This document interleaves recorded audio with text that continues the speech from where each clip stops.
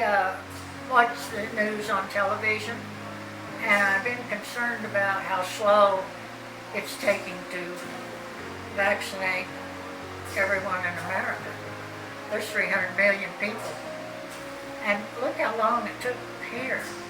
They've been here at an hour, 7:30, not quite an hour, but, and I just think, my goodness, it takes so long. What do you feel being one of the first residents that has gotten the vaccine? Well, I'm thrilled. I've been waiting on this day, and because the sooner I can get this shot, I can get the second one, and then a few weeks after that, I'll have a immunity built up to it, hopefully, if my body works right. I have lung disease, I have pulmonary fibrosis, and of course this disease attacks your lungs.